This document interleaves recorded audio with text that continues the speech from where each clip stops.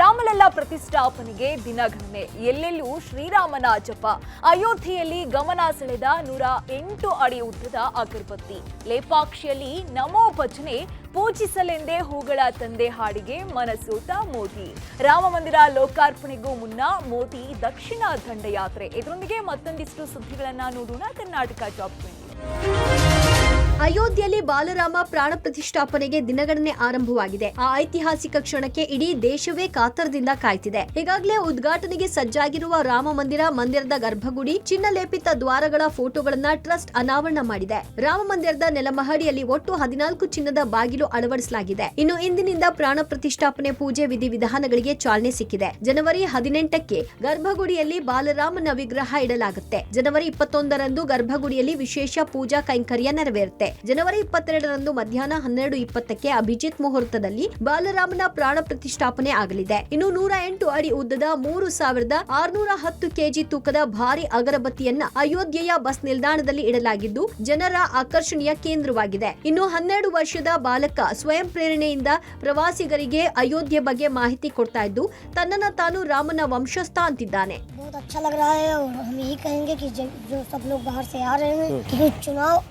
भाव है और भगवान का श्रद्धा भाव अलग है, तो चुनाव से हटकर ये भगवान का काम है. भगवान के शरण में आओ, मस्तक टेको, अपना जीवन उद्धार करो.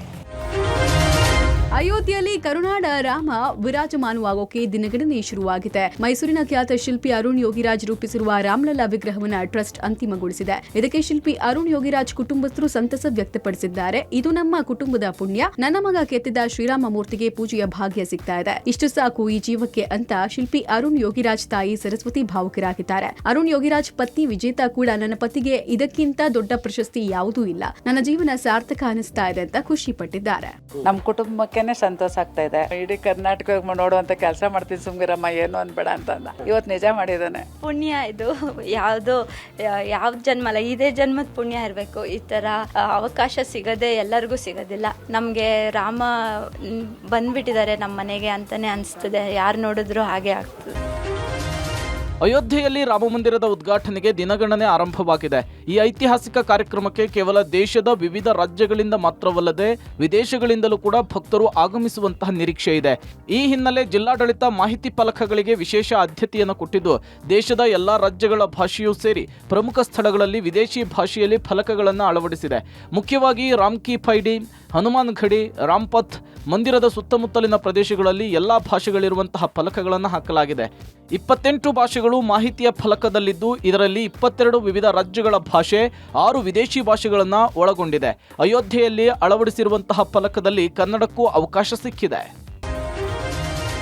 ಪೂಜಿಸಲೆಂದೇ ಹೂಗಳ ತಂದೆ ಕನ್ನಡದ ಹಾಡಿಗೆ ಪ್ರಧಾನಿ ಮೋದಿ ತಲೆದೂಗಿಸಿದ್ದಾರೆ. ಶಿವಶ್ರೀ ಸ್ಕಂದ ಪ್ರಸಾದ್ ಹಾಡಿರುವಂತಹ ವಿಡಿಯೋ ಶೇರ್ ಮಾಡಿ ಪ್ರಧಾನಿ ಮೋದಿ ಹರ್ಷ ವ್ಯಕ್ತಪಡಿಸಿದ್ದಾರೆ. ಈ ಹಾಡು ಪ್ರಭು ಶ್ರೀರಾಮನ ಭಕ್ತಿಯ ಮನೋಭಾವವನ್ನು ಸುಂದರವಾಗಿ ಎತ್ತಿ ತೋರಿಸುತ್ತದೆ. ನಮ್ಮ ಶ್ರೀಮಂತ ಸಾಂಸ್ಕೃತಿಕ ಪರಂಪರೆಯನ್ನ ಸಂರಕ್ಷಿಸುವಲ್ಲಿ ಬಹಳ ದೂರ ಸಾಗುತ್ತದೆ. ಶ್ರೀರಾಮನ ಶಕ್ತಿಯನ್ನ ಬಿಂಬಿಸುವ, ಎತ್ತಿ ಹಿಡಿಯುವ ಅದ್ಭುತ ಹಾಡಿದು. ಇಂತಹ ಪ್ರಯತ್ನಗಳು ನಮ್ಮ ಸಂಸ್ಕೃತಿಯನ್ನು ಉಳಿಸುತ್ತೆ ಅಂತೇಳಿ ಪ್ರಧಾನಿ ಮೋದಿ ಟ್ವೀಟ್ ಮಾಡಿದ್ದಾರೆ. ಇನ್ನು ಪ್ರಧಾನಿ ಟ್ವೀಟ್ಗೆ ಶಿವಶ್ರೀ ಸ್ಕಂದ ಪ್ರಸಾದ್ ಖುಷಿಯಾಗಿದ್ದಾರೆ. ರಾಮ ಮಂದಿರ ಉದ್ಘಾಟನೆಗೆ ಇನ್ನೇನು ಕೇವಲ 6 ದಿನ ಅಷ್ಟೇ ಬಾಕಿ ಇದೆ. ಇದಕ್ಕೂ ಮುನ್ನ ರಾಮಾಯಣದಲ್ಲಿ ಪ್ರಸ್ತಾಪವಾಗುವ ಲೇಪಾಕ್ಷಿಯ ವೀರಭದ್ರ ದೇವಾಲಯಕ್ಕೆ ಪ್ರಧಾನಿ ನರೇಂದ್ರ ಮೋದಿ ಭೇಟಿ ನೀಡಿ ವಿಶೇಷ ಪೂಜೆ ಸಲ್ಲಿಸಿದ್ರು. ಕೆಲಕಾಲ ದೇಗುಲದಲ್ಲಿ ಧ್ಯಾನ ಕೂಡ ಮಾಡಿದ್ದಾರೆ. ಆಂಧ್ರ ಪ್ರದೇಶದ ಅನಂತಪುರ ಜಿಲ್ಲೆಯಲ್ಲಿರುವ ಹಿಂದೂಪುರ್ನಿಂದ 15 ಕಿಲೋಮೀಟರ್ಗಳಷ್ಟು ದೂರದಲ್ಲಿ ಮತ್ತು ಬೆಂಗಳೂರು ನಗರದಿಂದ ಸುಮಾರು 120 ಕಿಲೋಮೀಟರ್ ದೂರದಲ್ಲಿ ಲೇಪಾಕ್ಷಿ ಇದೆ. ಸೀತಾಪಹರಣ ವೇಳೆ ರಾವಣನನ್ನ ಅಡ್ಡಗಟ್ಟುವ ಯತ್ನ ಮಾಡಿದ ಜಟಾಯು, ರೆಕ್ಕೆ ಕಳೆದುಕೊಂಡು ಜಟಾಯು ಲೇಪಾಕ್ಷಿಯಲ್ಲಿ ಬಿದ್ದಿತ್ತು ಎಂಬ ಪ್ರತೀತಿ ಇದೆ. ಇನ್ನು ಕೆಲ ದಿನಗಳ ಹಿಂದೆ ನಾಸಿಕ್ನ ಗೋದಾವರಿ ನದಿ ತಟದಲ್ಲಿರುವ ಪಂಚವಟಿಗೂ ಪ್ರಧಾನಿ ಮೋದಿ ಭೇಟಿ ನೀಡಿದ್ರು.